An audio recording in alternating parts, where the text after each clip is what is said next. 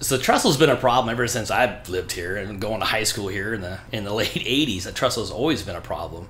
They did get a little bit of a fix on the eastbound with adding the extra lane, and that definitely helps during rush hour. But in the mornings, heading west is awful. I mean, there's just no good way for a commuter to live in Lake Stevens to get to any Job Corps into Everett or into Seattle. And it's just gotten worse and worse and worse and worse, obviously, because we've thrown some Band-Aids on it. You know, the state is throwing some Band-Aids on it, but no fixes. So with the expanding job market we've had over the last 10 years after the Great Recession, our buildable lands in the south of Snohomish County, the south end, have shrunk dramatically. There just isn't much land, which puts up huge pressure, which is what Seattle's facing. Puts huge pressure on a lot of the outland communities to pick up the affordable housing. So people can't afford anything, obviously, down south. Then they keep going north until they can, drive to you can afford, kind of a thing. And obviously, until things change inside of the cities that are further south and closer to the Job Corps, cities like Lake Stevens, Marysville, Snohomish, Monroe continue taking lots of growth.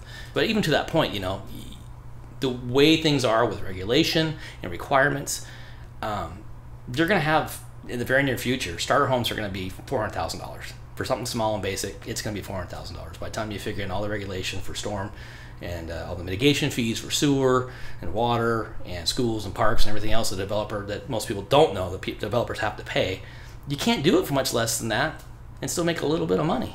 I mean, it's all public record, so everybody can go look and see. But a developer who's building houses, when you pick up the building permit, you will be paying school mitigations, you'll be paying park mitigations, you'll be paying traffic mitigations to pick up your building permit. So those are the fees that builders pay to mitigate the impact they have to the road system, the school system, the park system, the additional uses, everything else. So we're paying, but that money obviously is not making much headway on the bigger state roads.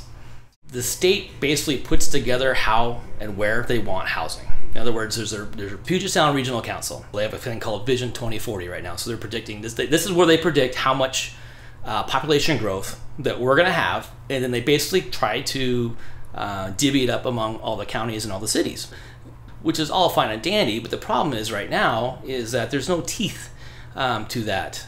So if a city does not take the growth they need to take, there's no penalty.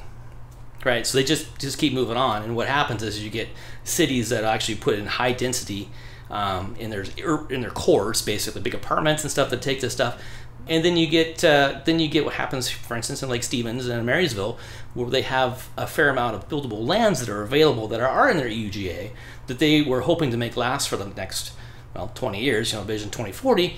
Then you get this big surge of population that basically gets pushed out. Now on the flip side of that, it doesn't seem like the council and the state legislature are really talking too much, because as these growth targets would be met, there's no traffic mitigations to go along with it. In other words, the state's not passing enough monies to deal with the population growth that they've already allocated and know it's coming. They just kind of kick the can down the road.